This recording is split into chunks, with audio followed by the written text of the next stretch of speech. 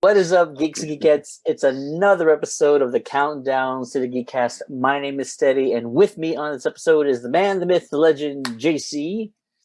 Hey everyone, the Titans still haven't found a good kicker, so here we go. All right. I meant the man, the myth, the biggest Titans fan in the world, JC. Right now, it's Monday night. You want to record during the Titans game, this is what happens. So I There you apologize go. in advance for the occasional cuss word. That could happen. So, all right. And the one and only Joe Garcia. What's going on, Joe?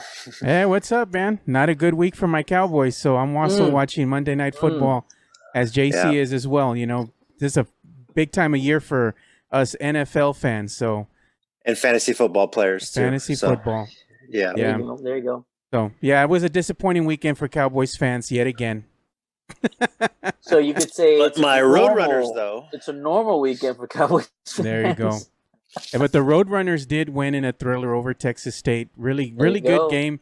But honestly, we'll have to go on to another podcast about that.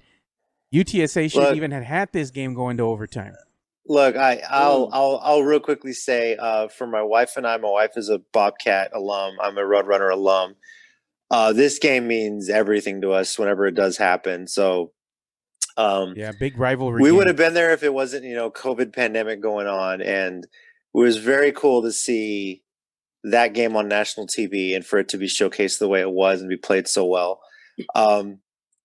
Everyone sits on it because it's mid-major conferences, but I'm saying that is the college football rivalry in Texas, and it showed. I mean, I think they got a lot of eyes on it. So, but we'll say that for the Sports Talk podcast coming soon, potentially to the Countdown City Geeks YouTube channel. Coming in Countdown City Sportscast 2021.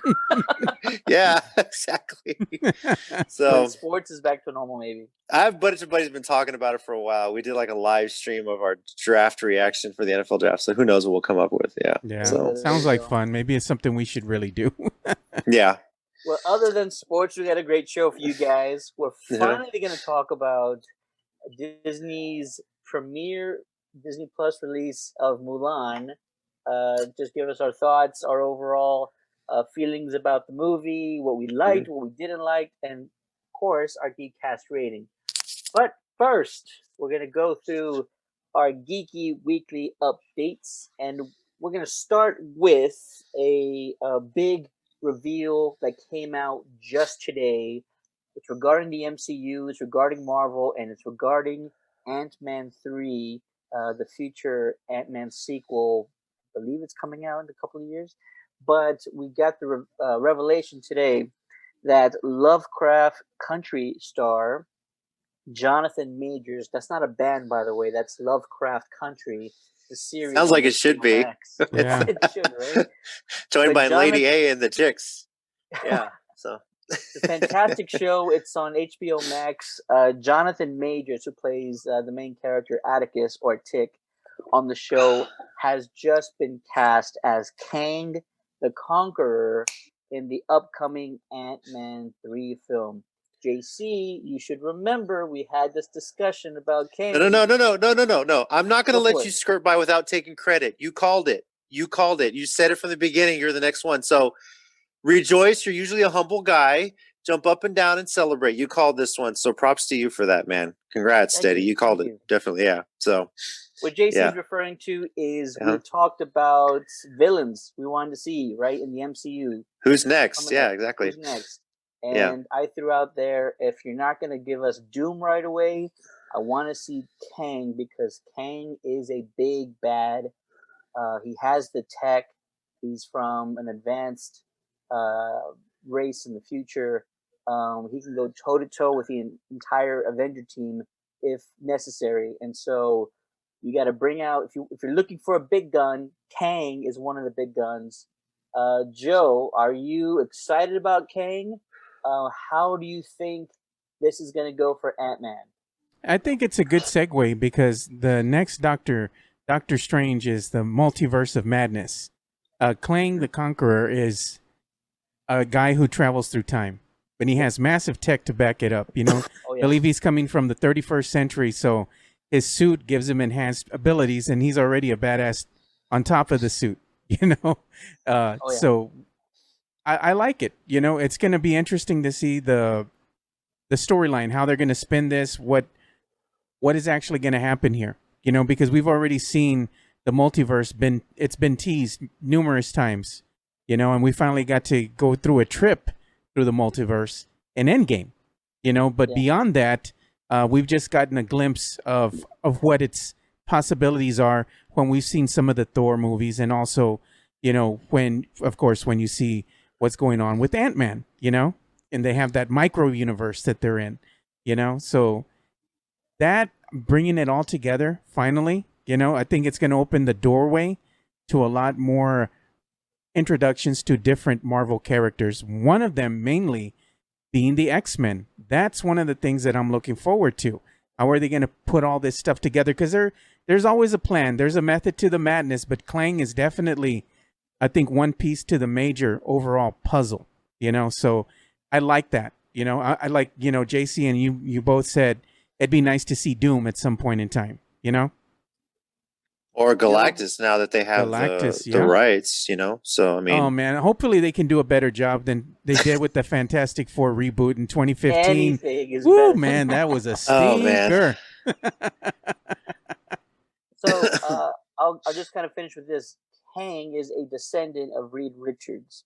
If you're looking to sort of bring in the Fantastic Four, Mr. Fantastic, this is a smart way to go. Now, usually, the Conqueror comes back in time because his future, or his present basically, is so screwed up. He has to come back. It's very Terminator 2.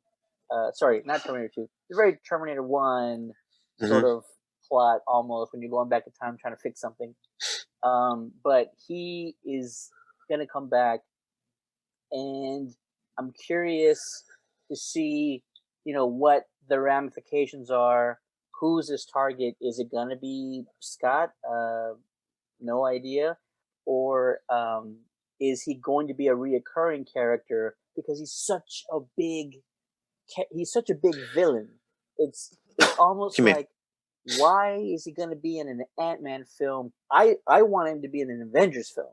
Well, I figured the way you talked about him, you wanted him to be the big bad of the next phase, or the next 3 phases of this. And if you're talking the way he is, I'm assuming you hope that he's just introduced in this movie. Maybe he has a battle. Okay, let's hope so. So which doesn't bode well for Ant-Man and the supporting cast. But you know what? I am excited.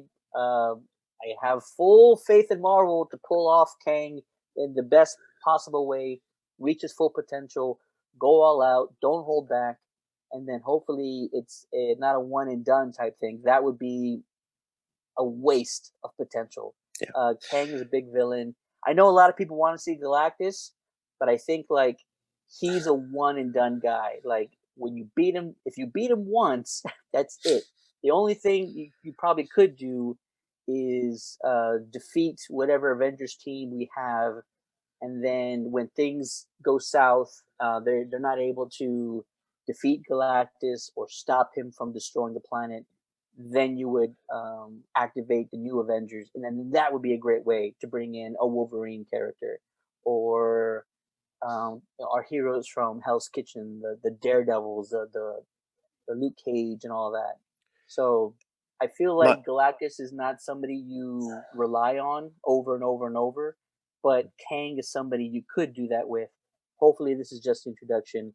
Hopefully we get a lot more of him. But it is exciting because I'm going to say that Jonathan Majors, I haven't seen a lot of his work, but I loved this current show he's on, Lovecraft Country. He's a fantastic actor. He's also on it with Journey Smollett. Smollett? I forget how to say her name. But sure. He's a fantastic actor. He's an incredible lead.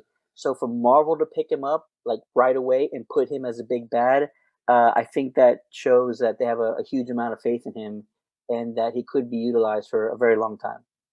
My hope also for the MCU movies going forward, since we'll no longer get the Stan Lee cameos, and they're trying to keep these movies PG-13, is that Deadpool cameos in every single MCU movie and just drops the F-bomb, and he's the one F-bomb to keep it PG-13 in every MCU movie going forward. And there you go. I'm sure Ryan Reynolds would love to do that. So There you go. Yeah. It'd be. So Kang the I want to see the introduction, Yeah. like I said, of just the X-Men. I'm just excited about that in general. It's going to be. You're going to have the MCU that we know it as it is now, but with the introduction of the X-Men, at some point in time, that's just going to be something that's going to be so badass for all the fans.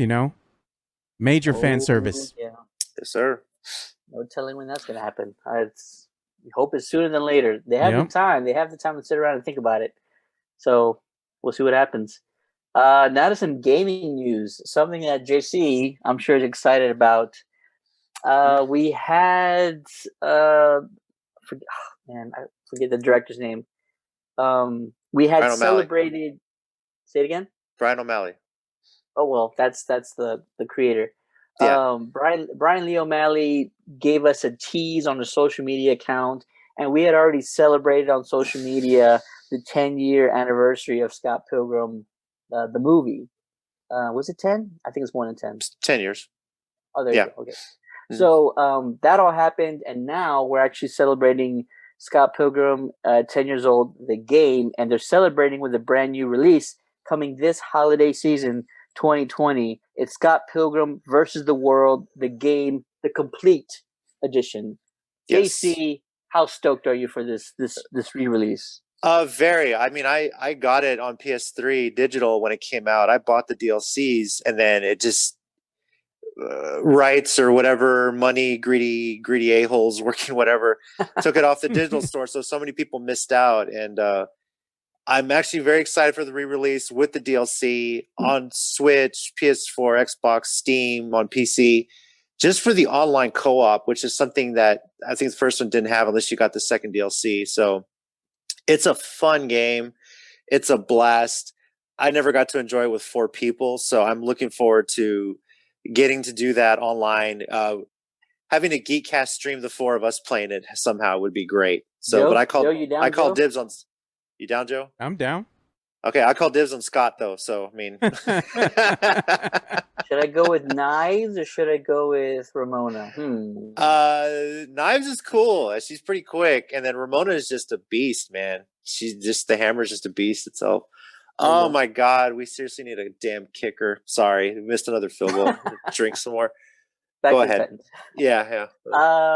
Joe, other than your future plans to play with JC and I for the Scott Pilgrim remake, did you ever get into the game, or you just found out about the game via the movie that came out 10 years ago? No, I got into the game, and I was also a fan of the movie, and of course the comic, the graphic novel. My daughter is the one that really loves and adores Scott Pilgrim. Every time he gets an opportunity, she always has me watch that movie with her. I've seen this movie, I can't even tell you how many times already. She absolutely adores Scott Pilgrim. And, once it's a classic. It is. It's so good. It was ahead of its time. I got to say that. Yeah. And once this video game is re-released, with all the DLC content and all that, since my daughter and my sons both they all like fighting games. This is just going to be another one I think that's going to be right up their alley. So I'll probably be playing it. I heard you say fighting games. We'll talk. But they love these combat games, really. Mortal Kombat, Street Fighter, the Batman, was it the Batman game that came out that was all I call them fighting games, but what is it called, that one Batman game that came out with all the DC characters? Oh, Injustice 2. Yeah. Yes. Yeah. They played the hell out of that damn game, and I gotta say, I enjoyed watching them play, and I played myself with them from time to time. But the storyline on that game was actually pretty damn good. I enjoyed it, dude. So I can only imagine, them being massive Scott Pilgrim fans, what they're gonna wind up doing once they get their hands on this. Oh man, it's a beautiful game, and if the Titans were not, I'd actually probably be playing it right now since we're talking about it. But it's such a fun game. It's so good, and it follows the comic story more. But yeah, it's just a blast. It's a lot of fun. Yeah, can't wait to get my hands on it and play it. I'm sure I don't know what they're gonna do though. I don't know if they're gonna wind up getting it for their Xbox, the PlayStation, or the Switch. We'll figure it out. Or Steam. We'll have to negotiate that and see what the easiest thing might be for all of us. So, yeah. Yeah, one of the other things that broke, too, with the gaming news and all that was the release, kind of, of the Xbox Series S, There you go. and the There you go. different price points. But I got to tell you, after looking at, you have the Xbox S, and then you have the Xbox, the new one that's going to be coming out. The thing that separates both consoles is one of them has a disk drive, the other does not. But most importantly, the S series of the Xbox is going to have a lesser powered GPU, which is already giving fits to the game developers because they feel that this is going to have, I guess, the gaming industry stuck. It's not letting it actually move forward to a next-gen console. It's basically a souped-up Xbox One minus the disk drive. It's all DLC only, but you're not able to really play the games in full 4K. It'll be upscaled, but I believe the resolution is going to be somewhere in the neighborhood of 1440p, not true 4K. It'll be upscaled, but again, if you're playing on a lesser GPU and it's going to be released without a disk drive, DLC only, and a small hard drive, I expect that this console is going to have some issues. So it's like, yes, I know why they're doing this. They kind of compete with Sony, but at the same time, why would you do that and cheapen what you want to do, by releasing a console that's not really full next gen? It's somewhere in between, and then on the flip side of that, you have the Sony releasing some news about their new console, the PS5, and the price point is rumored to be about $399 for the discless version of the PS5, and they're saying that they're going to tack on $100 more to that price tag if you want to have the disc capability on your PS5. Yeah. So again, Microsoft makes a move and Sony counters. Just to give the additional details, because we did drop a couple of items on our Facebook page. $499 for the Xbox Series X, $299 for the Xbox Series S. The release date is November 10th. Pre-order starts in a week, September 22nd. And the other thing that I found was just next level groundbreaking. Xbox announced the Xbox All Access program. It's a payment installment program where you get a console and 2 years of Game Pass, all for the monthly price of $24.99, which not I believe the Xbox Game Pass is already around $16. Or is it I don't know. I think it's PlayStation 16, now is 10 or something. The Live is 10. The Game Pass is around 16. We have a Game Pass in our household because you can get any game you can imagine. It usually eventually comes out, and so we just enjoy the hell out of it. But they're doing this at a select number of retailers in the U.S. Around the world. Check the website link that we post on Facebook to find out what retailers in your area are going to be doing it. It's basic. There's no fees up front. There's no major down payment or anything. You walk out with an Xbox, a brand new next-gen console, and you're making monthly installments. It's basically a loan based. But we're Mexicanos, man, so we know how this works, bro. Look, I'm just saying, if you wanted to find a way to help gamers with their credit rating, this is not the way to do it. Okay, I'm like the two worst things when it comes to gamer credit rating is this and the GameStop credit card. They're bad news, man. God, just don't bother.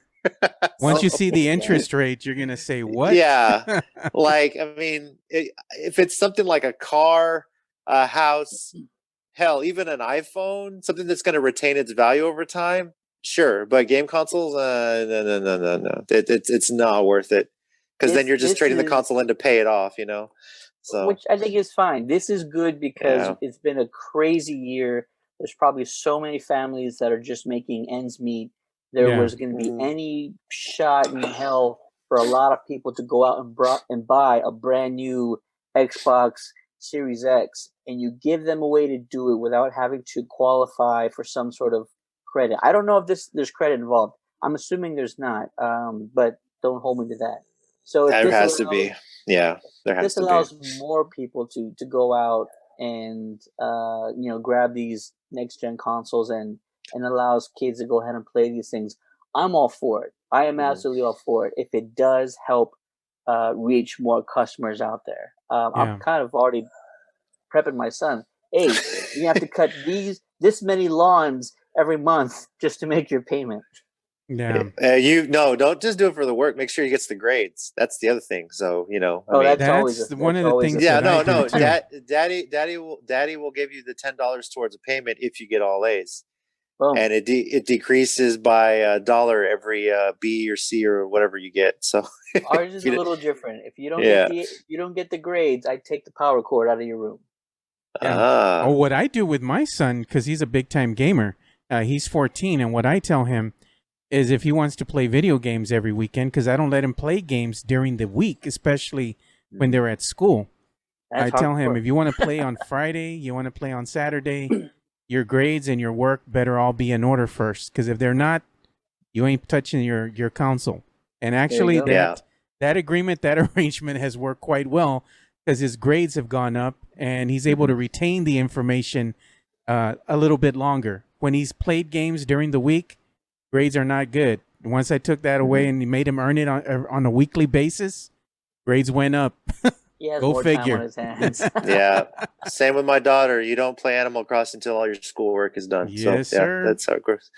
It's also the same rules for his wife. No Animal Crossing until all of her homework is graded. Says JC as he's playing Animal Crossing. Not right now. And watching Titans all at the same time. Yeah. Hey, I also heard a rumor too with the PS5 is that Sony actually might just wind up biting a heavy cost and actually pay to get planes to go ahead and fly the consoles over here, much like Nintendo did with the Switch, to kind of go ahead and up the ante on Microsoft with their Xbox release. Because what they're going to do to try to keep costs down is that they're going to go ahead and go the traditional route by shipping them over, overseas on boats to the States. But if Sony goes ahead and follows through with the plan to go ahead and procure a fleet of planes to go ahead and, get all these consoles over here airmailed, so to speak, that could change the narrative, because they could charge, that price point of $399 or $499. But if there's more Sony PlayStations available than there are Xbox consoles, what do you think is going to happen? Yeah. I think Sony has learned from the past. I think of the PlayStation 2. It was so hard to get those for such a long time when they released.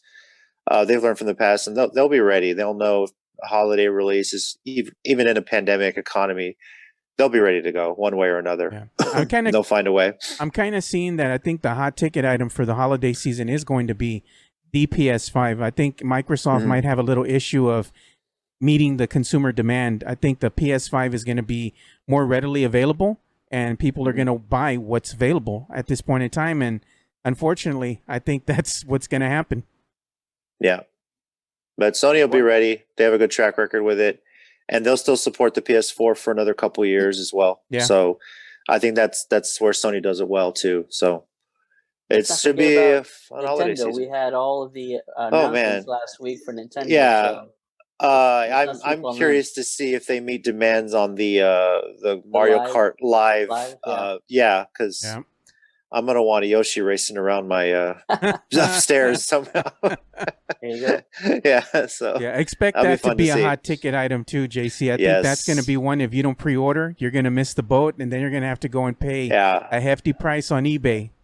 That one and Mario 3D All Stars, I think, will be a hot item, especially if it's a limited release. Yeah. That's gonna be tough. I remember years ago the Legend of Zelda Collector's Edition on GameCube. It was like 4 Zelda games in one, and it was limited, and it's so hard to find those now. Yeah. If you find one on eBay, they're at least $100, $200 now. So hard to find items, man. I got the one limited disc that came when you pre-ordered the Wind Waker. I still got that one somewhere here. Same. Yeah. The gold disc. Yep. Mm-hmm. Exactly. Yep. More stuff, more reveals, more announcements coming out. One that dropped a few days ago. We talked about Scream 5 in development. Oh, Lord. This was months ago. We were one of the first ones to drop that, by the way. And not many people thought it was going to be happening. They thought it was all just rumors and speculation. We actually found a little bit more evidence to support it. So officially now, we have a release date. Scream 5 will drop in theaters hopefully in theaters, January 14th, 2022. So we're roughly 16 months away, I would say, from now. And not only that, but there's a handful of the supporting cast members who've already been announced to reprise their roles. I believe David Arquette has already been announced as returning as Deputy Dewey. Is he a Deputy sheriff Dewey. now? Deputy Dewey, not Deputy Doofy like in the spoof, but Deputy Dewey. Doofy, man, that's Doofy. amazing, dude. That was funny as hell. Yeah. Deputy Doofy. And now we know for sure that Neve Campbell will also be reprising her role as Sidney She Prescott. still looks good for Scream getting 5. up there in age already. She still looks good, man. I mean, she's all right. I wasn't all big. Oh, Yeah. he has to And say that JC because is his done wife for is the right there. night. It's okay, JC. I'm just starting Blink- shit, man. Yeah. Blink once if you're not Blink allowed once. to say I mean, she was no Jennifer Love Hewitt. I happen to enjoy I Know What You Did Last True Summer enough. a lot more True because that. of that. True that. So, True that. you know, You're talking about that's one just in me. like 1A though. It's not. Yeah, she's It's not. those two, and then there's like everybody else is down here somewhere. Yeah. Well, then Topanga's So- above them. And then you have Rachel Leigh Cook. Yeah. So, great news for fans who think this franchise still has life. We'll start with you, Joe. Is there any story possible that would interest you in seeing this franchise come back? Is there anything new? I'll be honest and tell you think they right can now. bring to the table? Right now, hell to the no. This is one of the franchises that they just should let die. Don't reboot it. Just if you want to watch Scream, just go back and watch the original. Don't There you go. reboot this. Just let it die. Let it be. You know, I think what they should do is actually re-release it in the theater. You know, start with Scream 1. Let's go ahead and have them play as a back-to-back. Don't give the Draft House any ideas. They will run 5 Oh, straight yeah, I know. screen movies leading up to We'll the do a premiere. marathon. There you Do go. a Yes, marathon. yeah, I could probably so- watch 2, and that'll probably be it for me, man. Geekcast. Yeah. We'll do a marathon. Joe, you're gonna have to Jesus be there. Christ. It's Nah, gonna I be a can't do mandatory 5 movies, thing man. for- Yeah. I'll get drunk by the second one and pass out. Me and JC will have the growler in our hands. We'll be drunk and passed out There you and go. wake up and say, hey, give me more beer. JC, how about you, sir? Anything you think this franchise could do to actually be relevant today? I think they always had the rules about scary movies, this and that. I think there was like all bets are off. It's at a point right now where you just throw real world shit in a scary movie. So make it about COVID. The killer is like infected with COVID and just trying to kill everybody else that way. Let's just do Trying to that. cough on them or something. Yeah, exactly. Close to home, man. Yeah. That's dark. Why not? Why not? And You the know, only it's one right. that survives is Deputy Doofy because he wore a mask. Exactly. The irony right. of David Arquette's character, who was a pro wrestler now, actually survives, right? There you so go. that'd be funny. Exactly. Yeah. Still Yeah. can't believe he's turned pro. You know, he went and became a pro wrestler, man, of all He's things. pretty good. I believe- He's pretty I good. hear. That's what Yo, I've been yeah. hearing. That's what I've been hearing. There's a documentary. I don't know if it's out yet or it's coming out about I his think it's return. soon. Yeah. Yeah, he's been on podcasts talking about it, and He's very as a passionate wrestling about fan- wrestling, man. no, he is. And Yeah. years ago when they put the title on him, he never agreed with it, and for him to want to get his own redemption story out of it, he's done a great job. So I'm very, very happy to see he's taken it as seriously as he has. So Yep. Before we get to our Mulan review, I'll finish this thought on the Scream franchise trying to make a comeback. I am weary about a 5th movie coming out just because Yep. I think they've expanded on the story as much as they possibly could. Now, if you really wanted to rejuvenate the entire franchise, we all need to remember something about this franchise more than any other scary movie. This franchise completely changed the game for Mhm. horror films. They brought him back. Yeah. Yeah. We actually had a serial killer, who, for the first time, was taunting his prey, his victims, and he wasn't a ghost or some demonic entity like we've seen Freddy or in other movies. He was actually just human. He was vulnerable, but he taunted his victims to the point where they just broke, and then he would take their lives after that. So this movie franchise really changed the game, and it really added a new element to I forget what the terminology is, but it's like next door or real I'm real inside life the house. realism, something like that. Yeah, It's kind of a. I mean, think about it, it's like a slasher movie. That's really what it was about. It's it's a This kind slasher of thing. movie, Yeah, a but new twist it's on the such a slasher movie. but it mind fucked you because it when really did. yeah, it really did. Like you never knew who was who. It So really did, yeah, and even the Saw films have a sort of level of I don't know, of just wonderment, where like these are all very elaborate hmm games that are being played that no normal person could ever put together by himself. But the yeah. the Scream films were just so um, withered down to just like these core scary movie elements. And so, if you really wanted to bring out a fifth movie, you're really going to have to think about how to push the envelope, especially in 2020 going forward. Yeah. Do you start incorporating social media?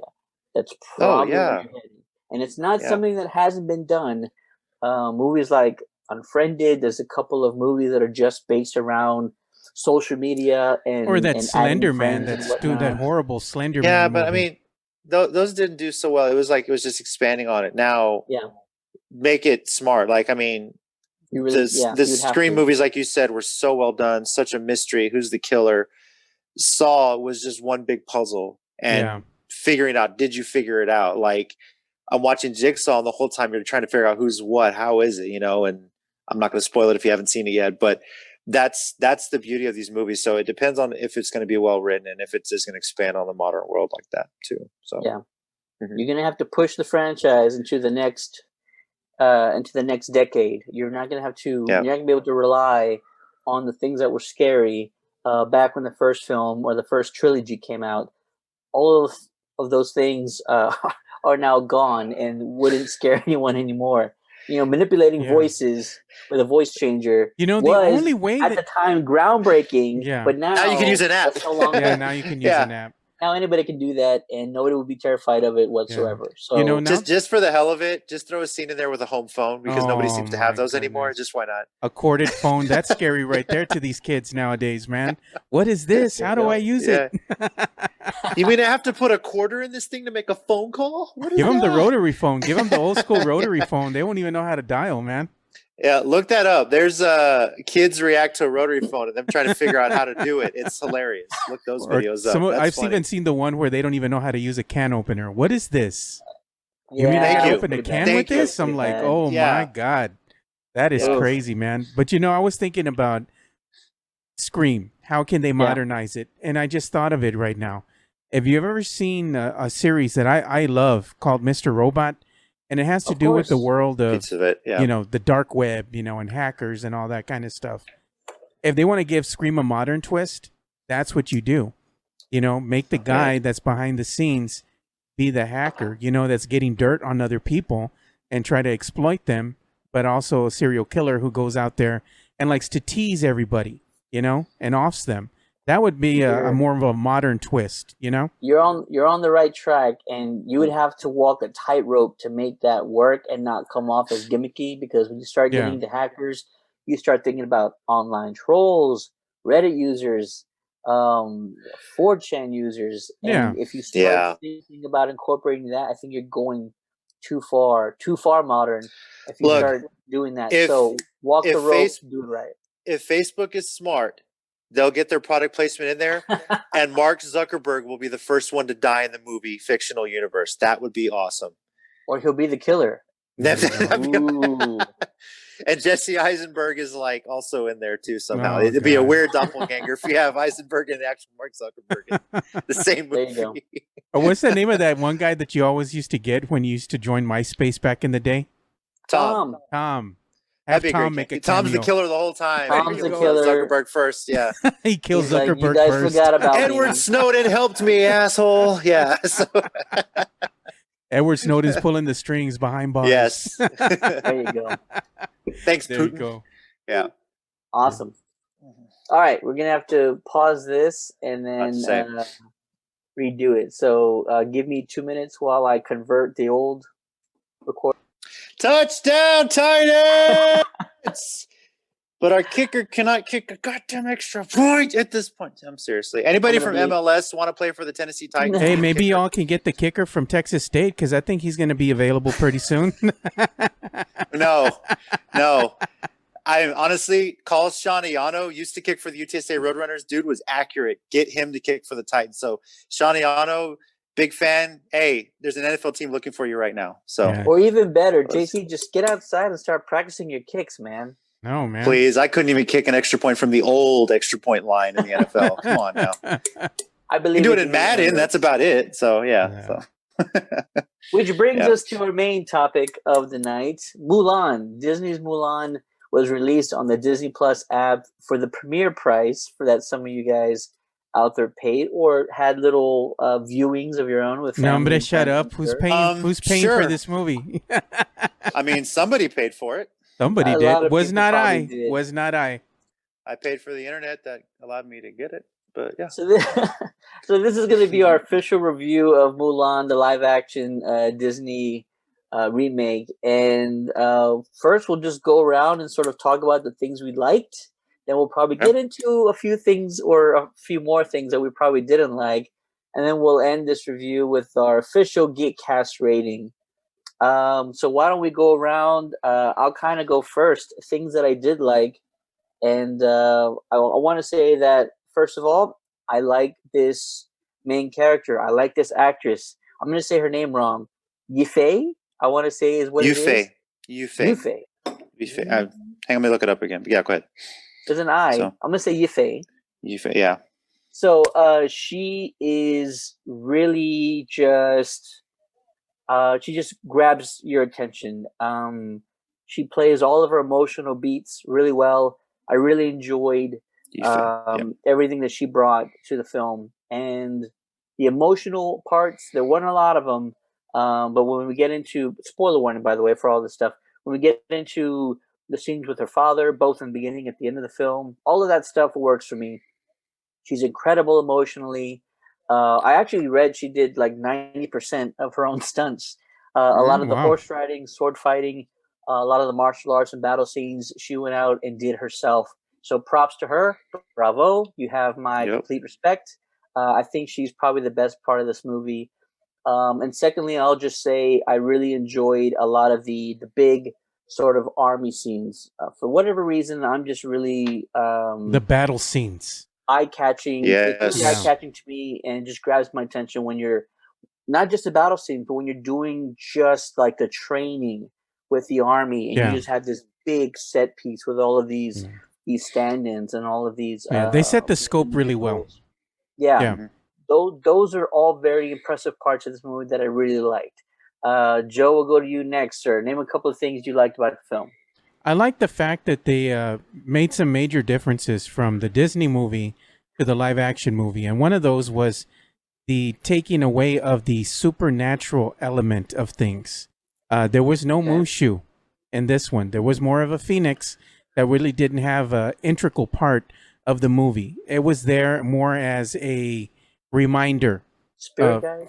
Almost like that, I guess you could say. It was like a representation of her chi. That's more what it was. Yeah. So it wasn't really like the ancestors like they did with the Disney version, the animated version. There was no Mushu, So if you were looking forward to that in the live action version, you're going to be disappointed.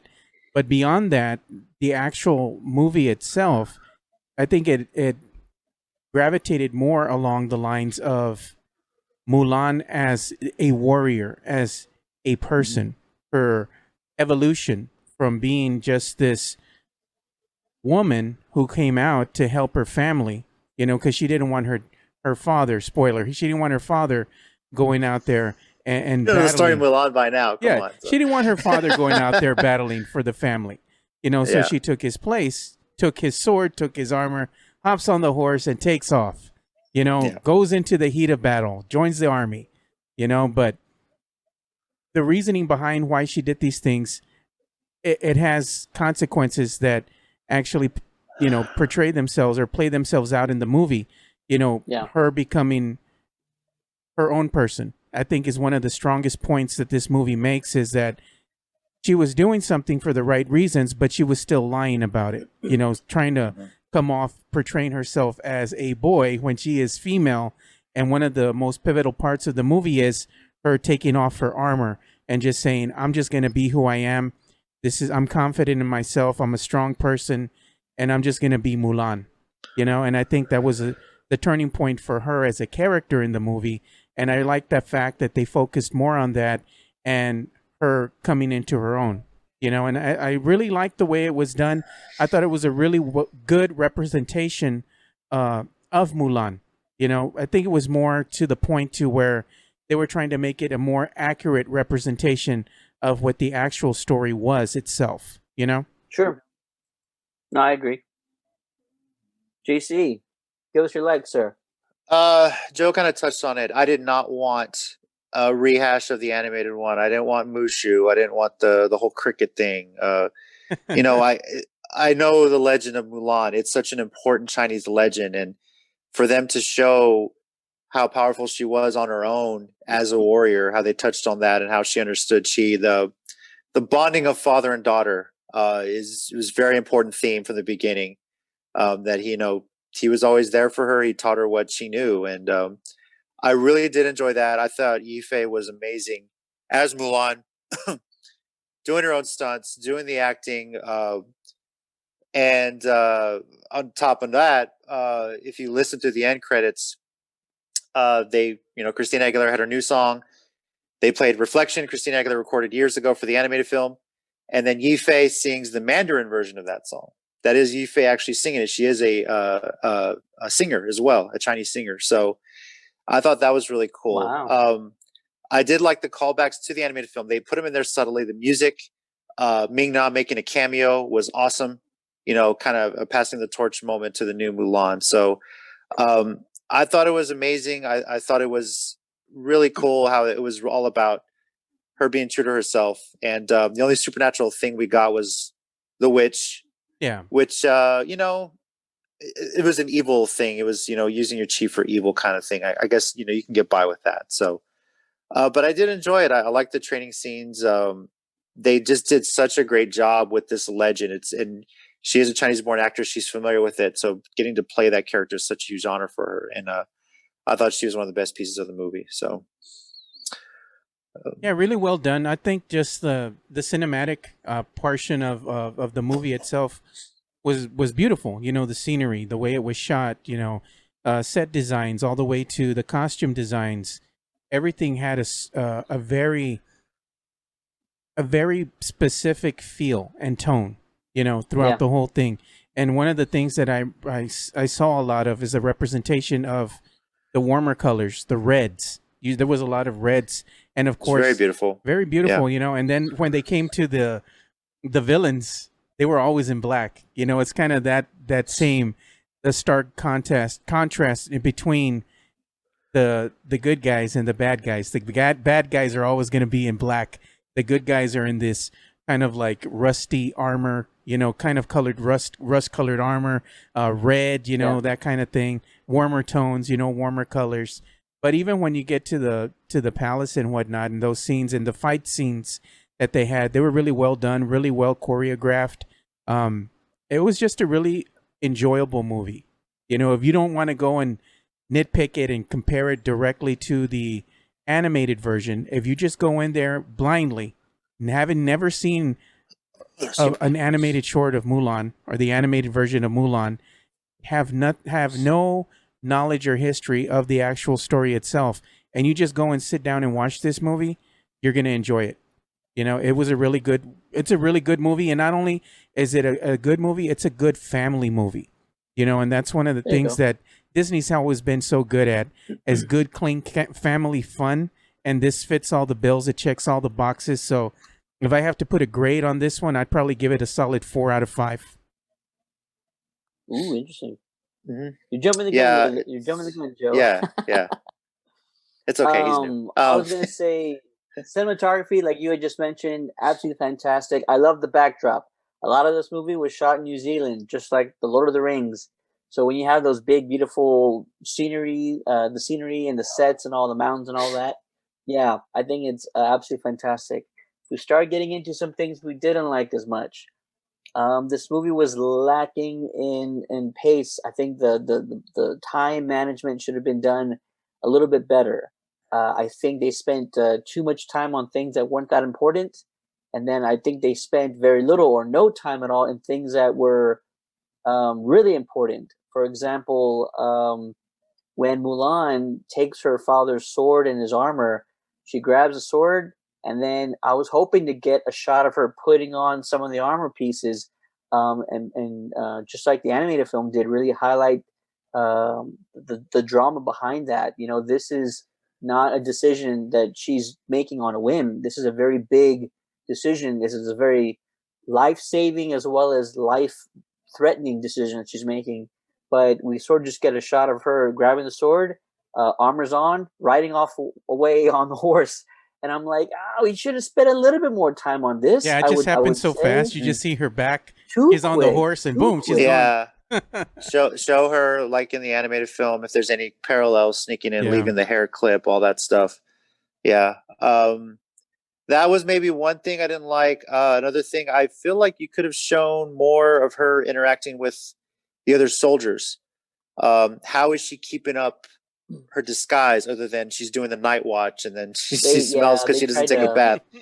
You know, They tried to explain that away with the whole night watch bit. yeah. So, but I mean, there's got to be more to that. Like, how do you explain that? How much is the commander looking out for her, knowing he fought with her father? You know, he's going to keep an extra eye on, but for all we know, special privileges or something, or like be a little bit harder on her too. So, that's something they could have done, and I'm sure maybe those scenes were cut out. Who knows? But you know, I mean, you never know. So.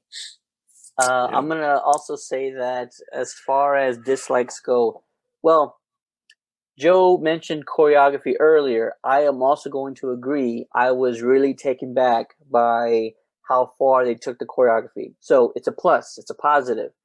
My the thing I did not like is we did not see more of it. I kind of wanted.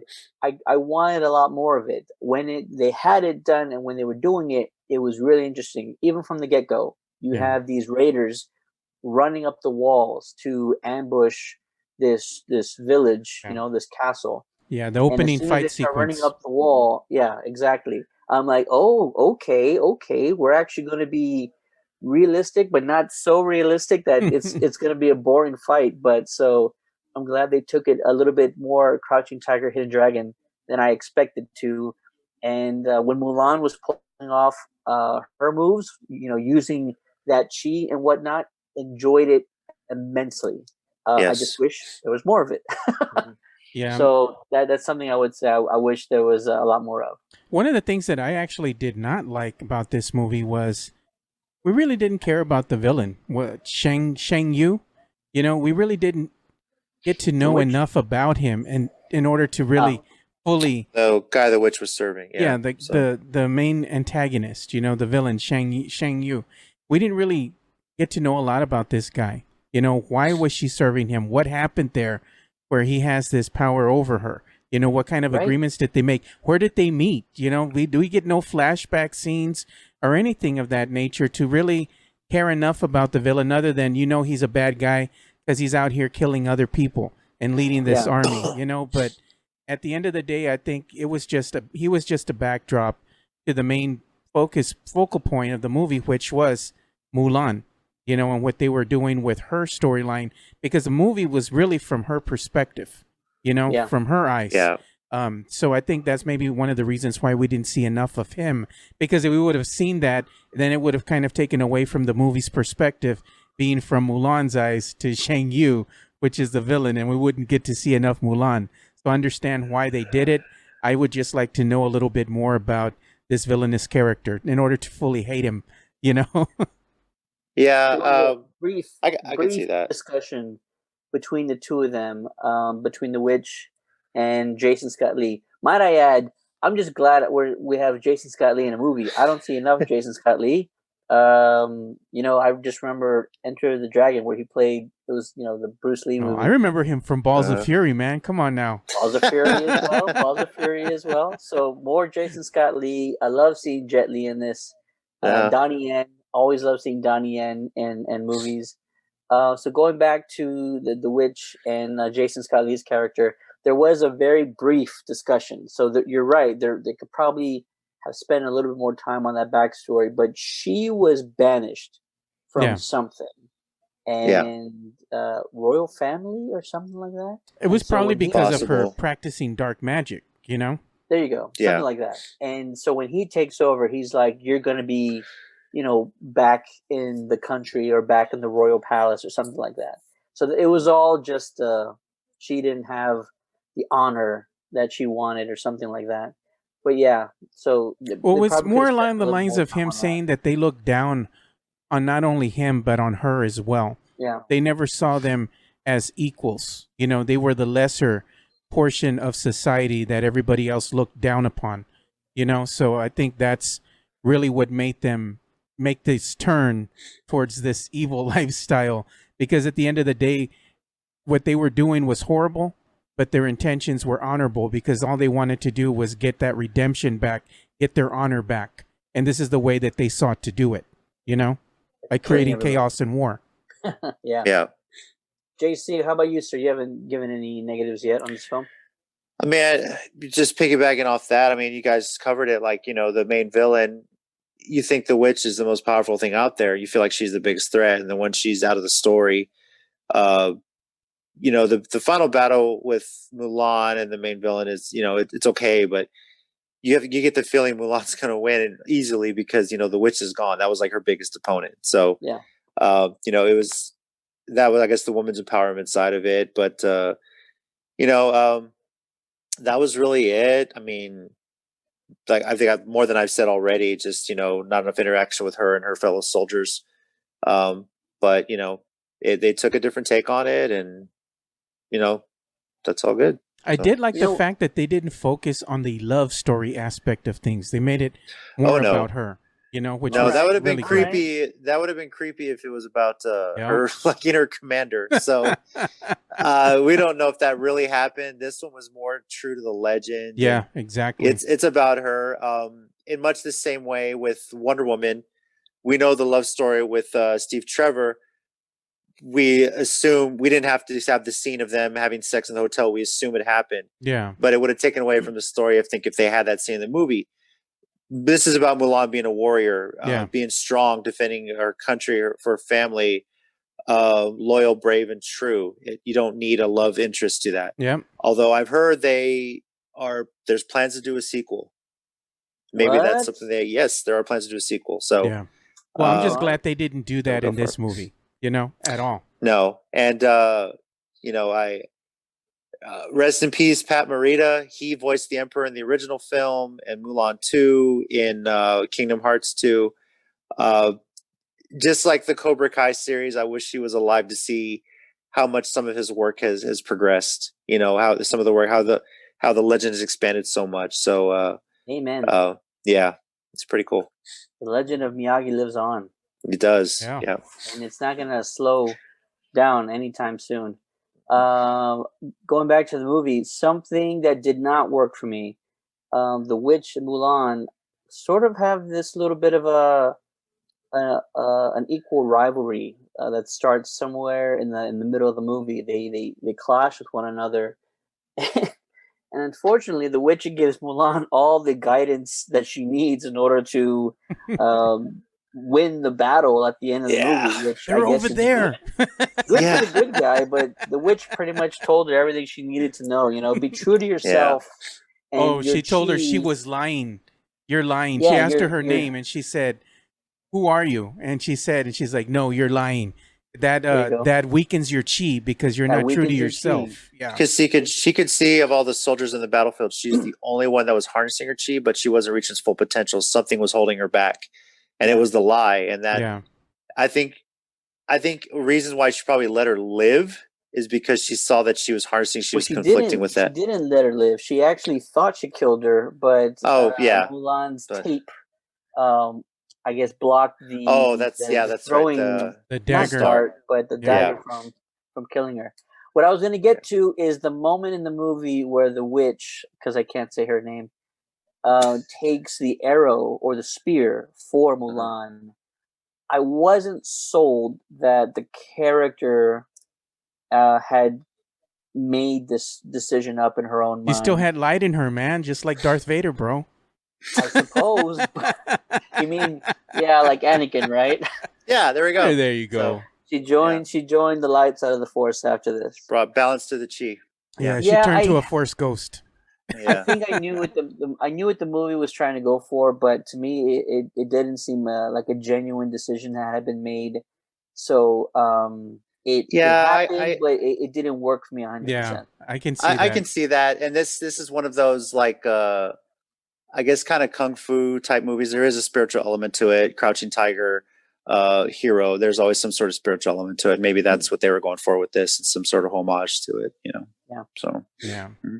Yeah, we got to get into martial arts movies at one point in time and kind of we talk about those because, man, if you've never seen Drunken Master with Jackie Chan and back in the day, you got to check that out, man. The stunt work, the choreography, as far as the fighting and everything, easily one of my favorites. I grew up watching Jackie Chan foreign films just because I was like, who is this guy? He was amazing, man. Yeah, it was incredible. Young Jackie pulling off stunts you would never imagine, and you never imagined a human could do that. The thing that first surprised me, I know we're getting off track here. The thing that first surprised me is when I watched a foreign Jackie Chan movie, and he died. He died in the movie. I'm like, what am I watching? He can't kill Jackie. He's gonna die. He's in Rush Hour. Yeah. They shot him up in one movie. The first movie I watched that had Jackie Chan in it, they shot him up in the movie, and I'm like, what kind of movie is this? You just killed your biggest hero here. Killed the lead. Yeah. There you go. We need to go back and revisit some of those because there's some epic ones. Definitely, if you haven't seen it, go check out Drunken Master, man. It's really well done. Yeah. Now comes the part of the show where the Geekcast goes around and gives our Geekcast rating. I already did. Rating, I'm of sorry. Course, is you're all good. Geekcast rookie mistake. 1 to 5. 1 being worst movie ever.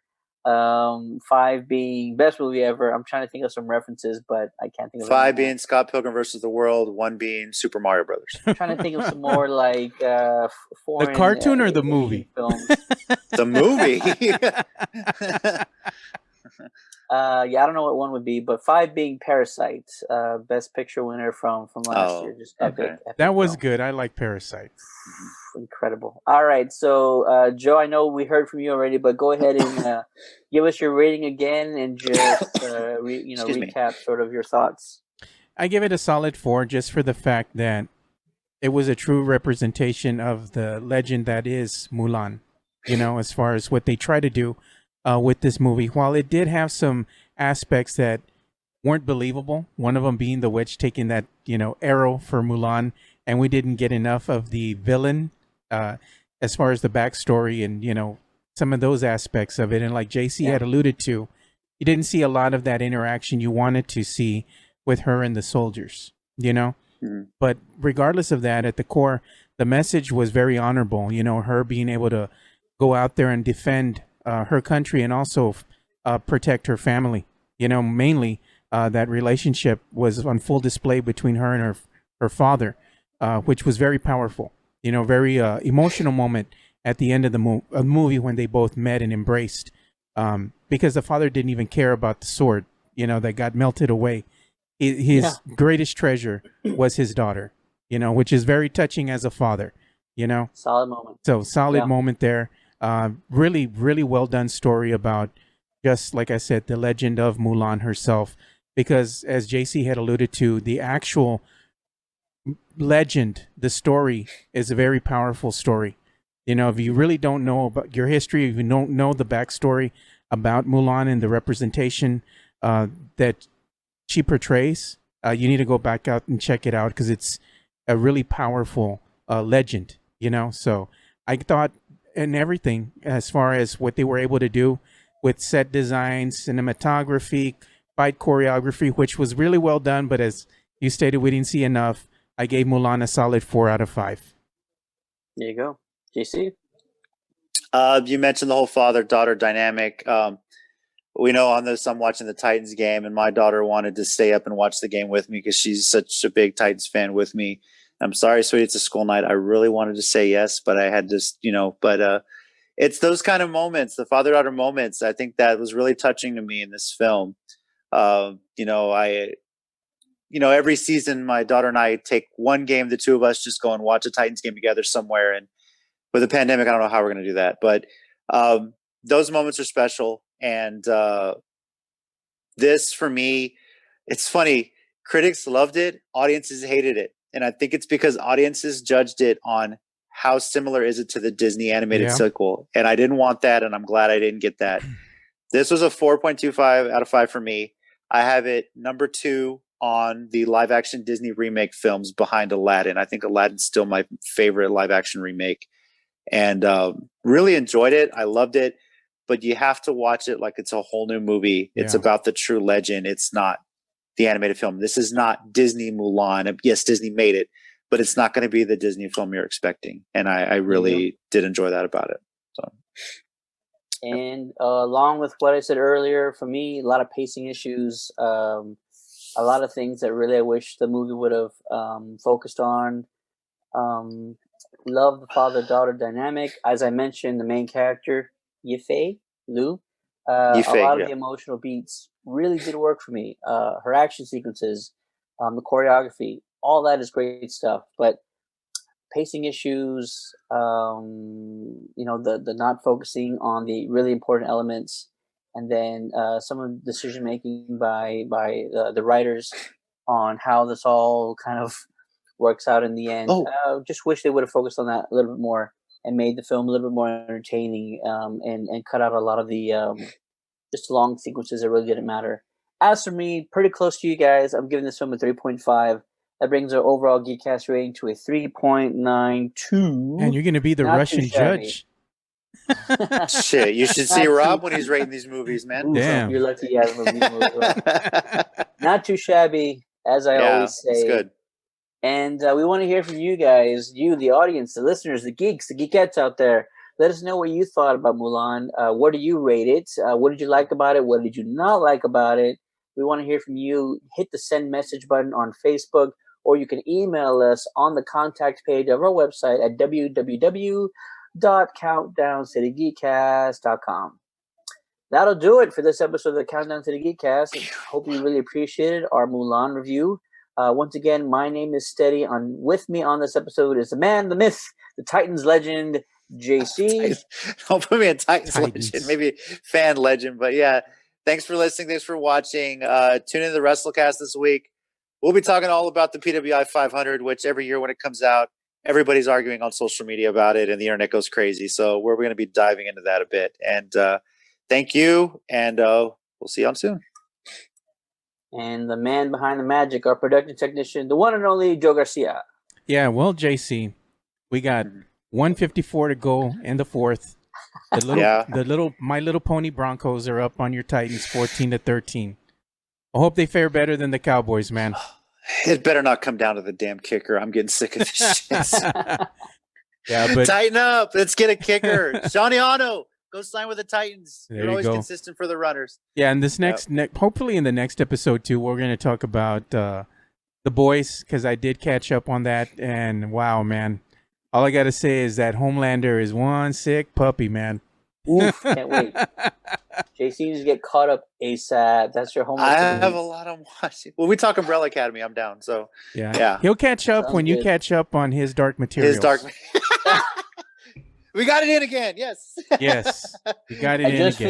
I just finished Barry, so his Dark Materials is up next. Sweet. Nice. Awesome. All right. Thanks, everybody. Have a good night. Thank you.